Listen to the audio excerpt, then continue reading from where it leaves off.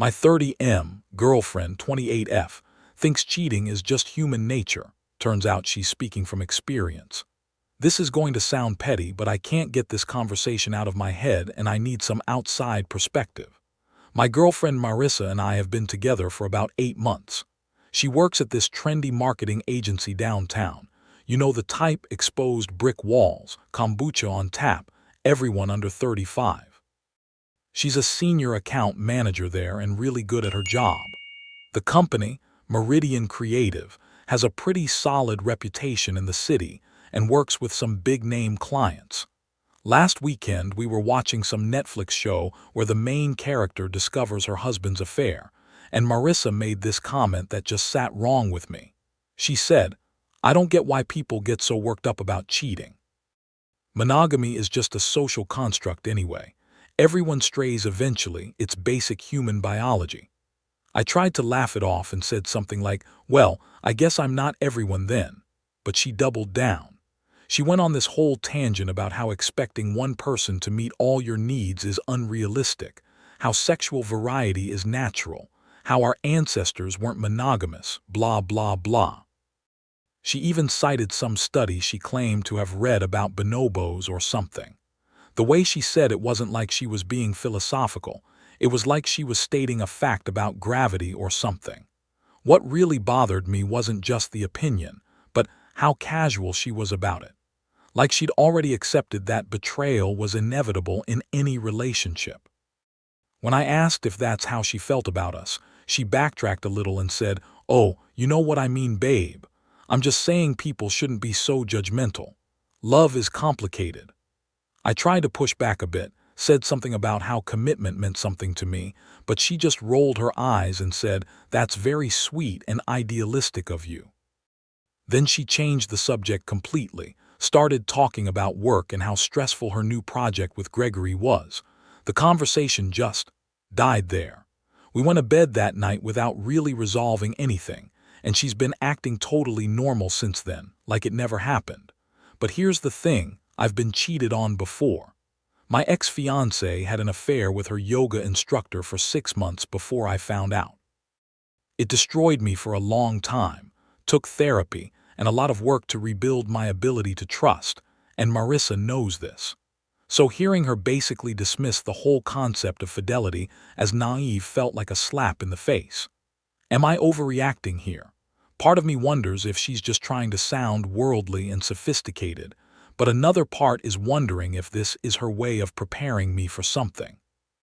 She's been working late a lot recently, and her boss Gregory, married guy, around 35, has been texting her about urgent projects at weird hours, like 10 p.m. on a Sunday urgent. I love this girl, but I can't shake the feeling that someone who talks about cheating like it's as inevitable as taxes might be speaking from experience. What do you think, Reddit? Edit. Thanks for all the responses. A lot of you are saying this is a red flag, and honestly, that's what my gut was telling me too. I think I'm going to have a more serious conversation with her about this. For those asking about Gregory, he's the creative director at her agency. Married to Helena, who actually co-founded the company with him about 8 years ago. Started in their garage, built it up from nothing. Marissa always talks about how brilliant and visionary he is, how he really gets her creative side. Maybe I'm just being paranoid, but the hero worship feels a bit much sometimes. Some of you are asking why this conversation bothers me so much. It's not just what she said, it's how she said it. There was this almost relieved look on her face when she was talking about how monogamy is unrealistic. Like she was justifying something to herself, not just making an abstract point. Update 1. Holy shit, Reddit. I wasn't expecting to be back here this soon, but life has a way of proving your worst suspicions right. So after my last post, I decided to have that serious conversation with Marissa about her views on monogamy. I was planning to sit her down this weekend and really hash it out. But before I could do that, the universe handed me all the answers I didn't want. Yesterday, Marissa was running late for work and forgot her laptop at my place. She called around noon asking if I could bring it to her office, but I was swamped with my own work. I'm a software developer, work from home. I told her I'd drop it off after 6 when she got off. Here's where I probably crossed a line, but honestly, I don't regret it. The laptop was sitting there all day, and after our conversation kept replaying in my head, I couldn't stop thinking about those late-night, urgent texts from Gregory. I know her password. She's used the same one for everything since college. Yeah, I've told her that's a security risk multiple times. I opened the laptop just to see if I could put my paranoia to rest. Maybe see some innocent work emails and feel like an idiot for being suspicious. Instead, I found 6 months of evidence that my girlfriend is exactly the person I was afraid she might be. Email threads with Gregory that started professional and gradually became personal. It began with late-night work sessions, then moved to complaints about work stress, then personal confessions. Gregory telling her about his cold marriage to Helena, how she's all business, no passion, how he feels trapped in a relationship that died years ago. Marissa responding with sympathy, sharing her own relationship challenges. Apparently I'm sweet but predictable. The emails got progressively more intimate. Work stress turned into emotional support, which turned into you understand me in a way nobody else does, which turned into explicit planning of hotel meetups during client conferences. But the worst part, the way she talked about me, called me sweet but boring and the safe choice while I figure things out. There was one exchange where Gregory asked if she felt guilty, and she wrote, "Why should I feel guilty about being human?" Pete lives in this fantasy world where people can just turn off their desires. It's honestly kind of sad. He thinks love is supposed to be like a Disney movie. Reading that, I realized her whole speech about monogamy being unnatural wasn't philosophy, it was justification. She wasn't describing human nature. She was describing herself and assuming everyone else was just as selfish. The emails also revealed something about Gregory that made my blood run cold. This guy isn't just cheating on his wife. He's actively planning to screw her over professionally. Helena co-founded their company and owns 50% of it, but Gregory has been strategizing with Marissa about how to restructure the business to push Helena out. He's been working with lawyers to find ways to dilute Helena's ownership stake, planning to file for divorce right after he manages to force her out of the company she built. In one email, he literally wrote, "Helena thinks she's irreplaceable, but the clients love me. Once I get control of the company, I can run it the way it should be run. Creative vision, not bean counting." This man is using my girlfriend to destroy his wife's life work, and my girlfriend is helping him do it because she thinks she's going to get some fairy tale ending out of it. There were emails where they fantasized about him getting full control of the company and them running it together as a real power couple.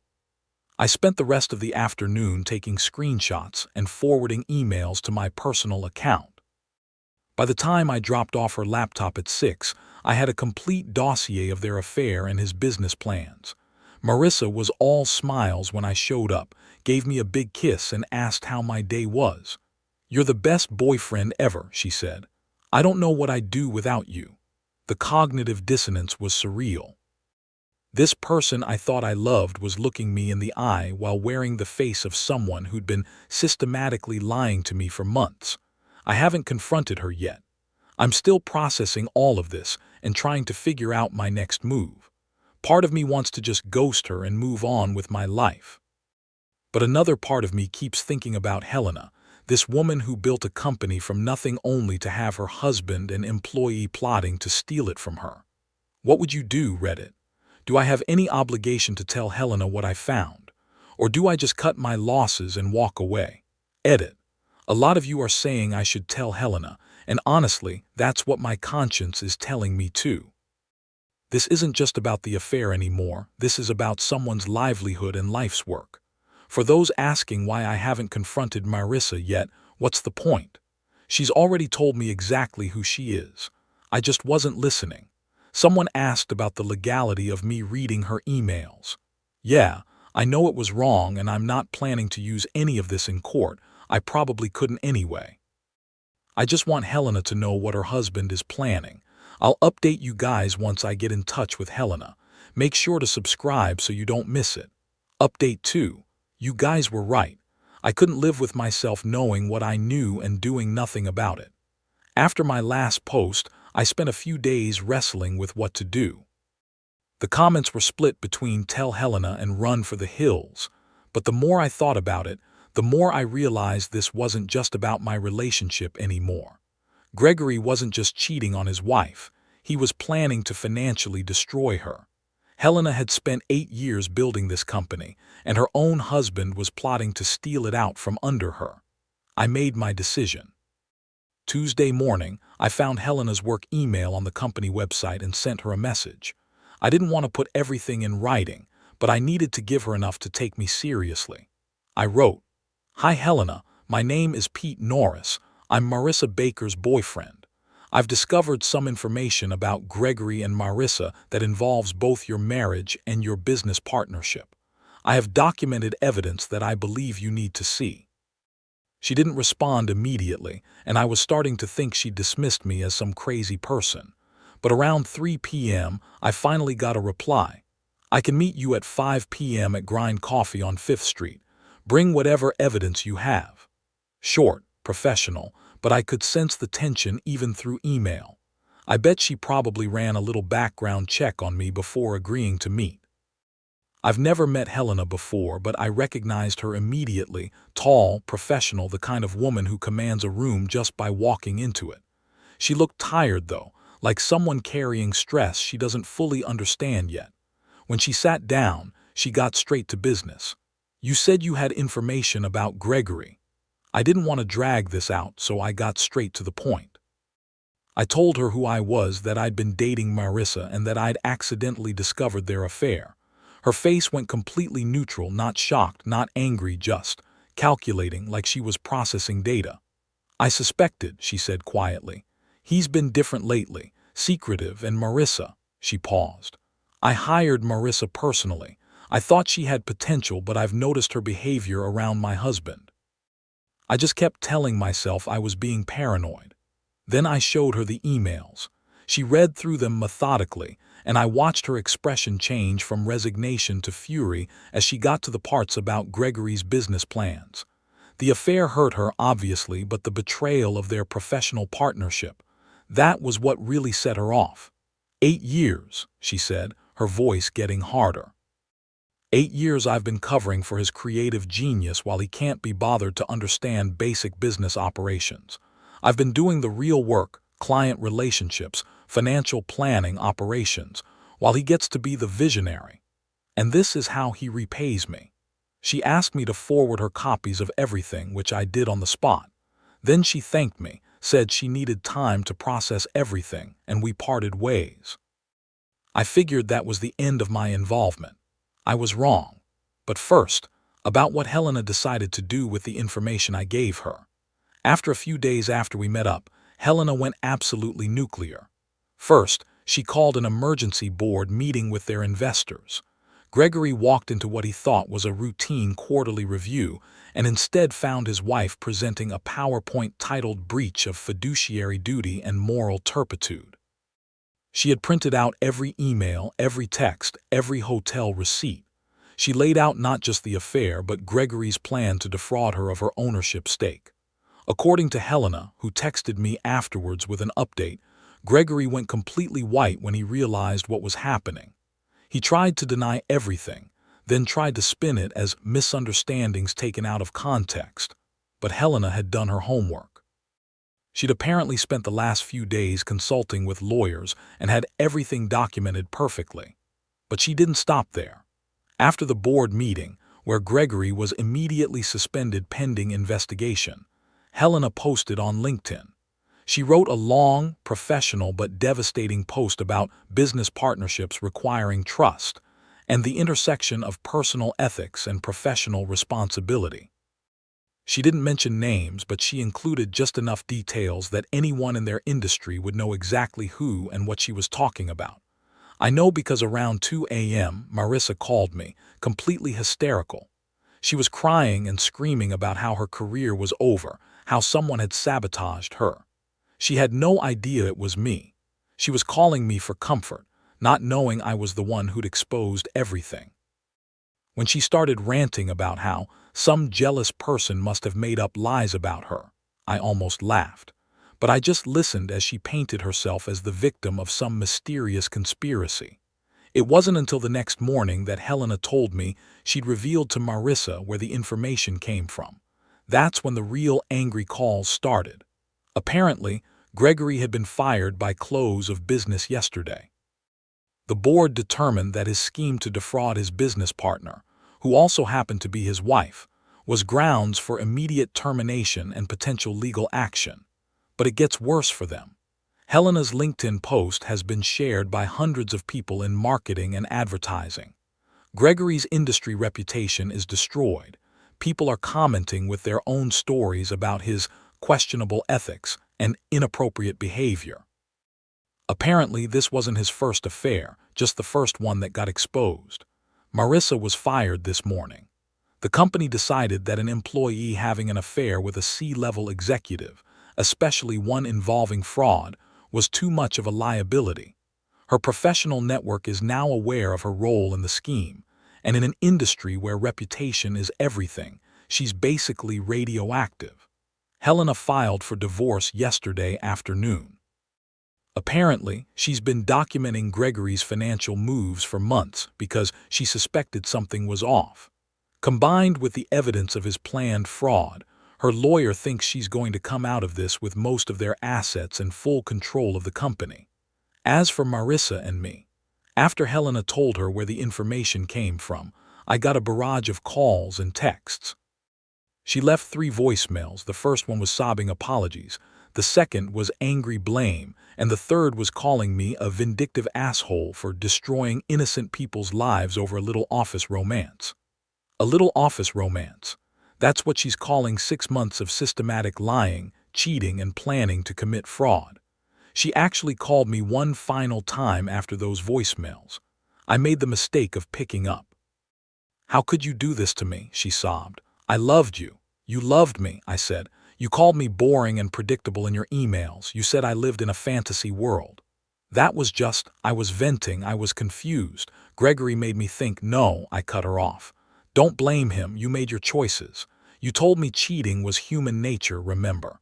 Well, this is my nature. I protect people who deserve protecting.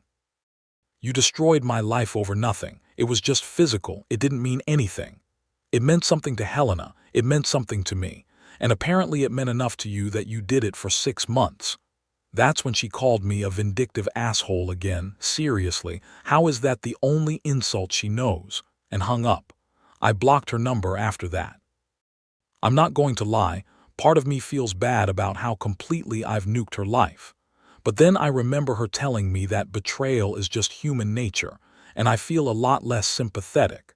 Helena texted me yesterday to thank me again. She said she's grateful that at least one person in this situation had the integrity to do the right thing. So that's where things stand. My faith in relationships is pretty shaken, but my faith in karma is stronger than ever. Final update. Hey Reddit, it's been about 6 months since my last update, and a lot of people have been messaging me asking what happened next. I figure I owe you guys a final wrap-up since you helped me navigate one of the weirdest situations of my life. First, the professional fallout. Gregory is basically done in the marketing world. Helena's LinkedIn post was shared so widely that it became a case study in business schools about ethics and partnership agreements. He tried to start his own consultancy, but word travels fast in that industry. Potential clients would Google his name and find the whole story. Last I heard, he was working at a car dealership in Phoenix, trying to reinvent himself as a customer experience specialist. Oh, and the fairy tale romance between Gregory and Marissa. That died the second their scheme collapsed. Apparently, Gregory completely ghosted Marissa after they both got fired. According to mutual contacts, when Marissa tried calling him for support during those first desperate weeks, he told her to stop being so needy, and that he couldn't afford to be associated with her anymore. The man who promised her they'd run the company together as a power couple abandoned her the moment it became inconvenient. Marissa bounced around a few temp jobs before finally leaving town. She actually tried to reach out to me one last time about 2 weeks before she left.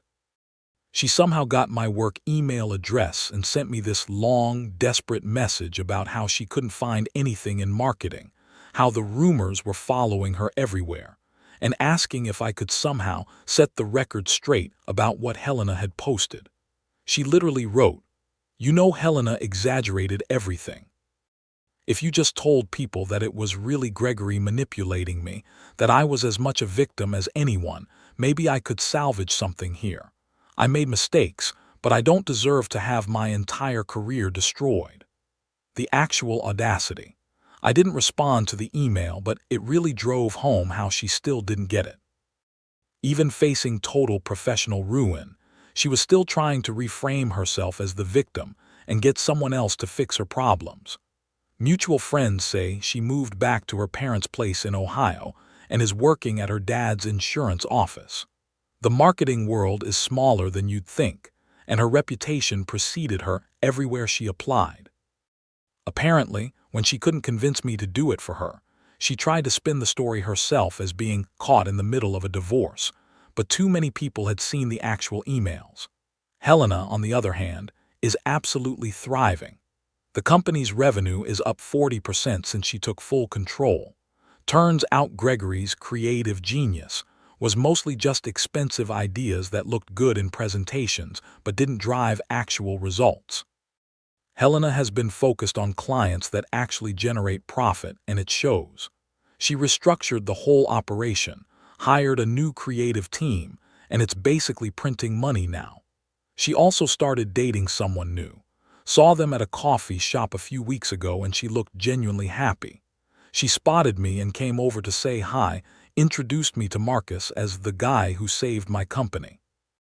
Told me again how grateful she was that I'd come forward, and that it was the wake-up call she needed to reclaim her life. As for me, I'll be honest, the whole experience really messed with my head for a while. Finding out someone I trusted was capable of that kind of deception made me question everything, especially my own judgment. I'd been cheated on before, and this time it cut even deeper. For a while, I felt like I couldn't trust myself, not just with people but with anything. I ended up going to therapy for a few months, and honestly, it helped more than I expected. But here's the thing that really changed my perspective. I started dating someone new about 3 months ago. Her name is Carmen, and she's the complete opposite of Marissa in every way that matters. When we had our first conversation about relationships and expectations, she said something that stuck with me. "I don't understand people who think cheating is inevitable. If you want to be with someone else, just be honest about it. Life's too short to waste time lying to people." It was such a simple statement, but it made me realize how twisted Marissa's worldview really was. Normal, healthy people don't assume betrayal is inevitable. They don't rationalize selfish behavior by pretending it's biological imperative. They just do the right thing because that's who they are. Carmen and I are moving in together next month. It's nice being with someone who has actual integrity instead of just philosophical justifications for bad behavior. I know some of you think I went too far by exposing them, but I sleep fine at night. They made their choices and I made mine. The difference is that my choice was about protecting someone innocent, while theirs were about protecting themselves at others' expense. Sometimes being the vindictive asshole is just being the only honest person in the room. Edit. A few people have asked if I ever heard from Marissa again. She tried to friend me on Facebook about 2 months ago, but I declined. Some bridges are meant to stay burned. Thanks for all the support, Reddit. This community helped me navigate the worst situation of my dating life. If this story resonates with you, consider subscribing for more modern relationship stories every day. Peace out, Reddit.